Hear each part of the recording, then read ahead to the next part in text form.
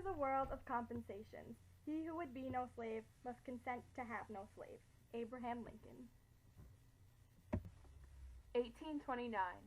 David Walker, a freed slave, publishes The Radical Appeal, a document that referred to slavery as an attempt at murder. 1831.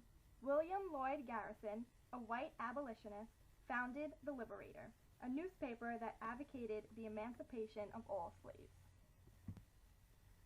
1831. Nat Turner leads the most violent slave uprising prior to the Civil War. It resulted in the passage of laws that prohibited the natural rights of both slaves and free blacks. 1833. William Lloyd Garrison and Arthur Tappan founded the American Anti-Slavery Society. It published a weekly newspaper, and at its peak, it had around 250,000 members. 1838. Frederick Douglass escaped slavery and went on to become a leader of the abolitionist movement. People were impressed by his eloquence and intelligence, despite the limitations placed on blacks at that time. 1840. The Liberty Party is formed. The members worked to spread the idea that the Constitution is an anti-slavery document. Presidential candidates ran under the Liberty Party in both 1840 and 1841. 1844. John Quincy Adams wins his campaign for the repeal of the gag rule in Congress. This gag rule prohibited the discussion regarding anti-slavery laws in Congress. 1846. David Wilmot introduces the Wilmot Proviso, a bill that would have banned slavery in any territory acquired from Mexico during the Mexican-American War. The bill passed the House but failed the Senate. 1847. Frederick Douglass begins the publication of the North Star. Contrary to the Liberator, it focused on the political aspects of the anti-slavery movement rather than the moral and religious. 1848. Mexico cedes territory ranging from present-day California to New Mexico to the United States. This Mexican cession created an uprising in Congress regarding which territories would enter as free states and which would enter as slave states. 1850. The passage of the Compromise of 1850, a package of 5 bills that sought to provide a solution to the conflict over the Mexican cession. Its most important bill was the Fugitive Slave Act, that required all runaway slaves to be returned to their masters. 1852. Harriet Beecher Stowe, a prominent abolitionist, publishes Uncle Tom's Cabin, a novel depicting the poor treatment of slaves at the hands of their masters. It became second to the Bible as the best-selling novel of the century. 1854.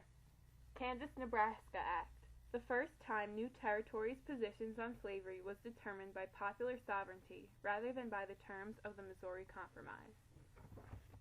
1854. Bleeding Kansas, a series of violent confrontations caused by the debate over Kansas's status as a free or slave state.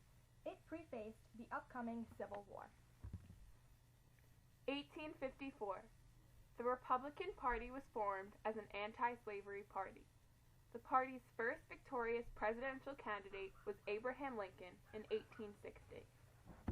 1857.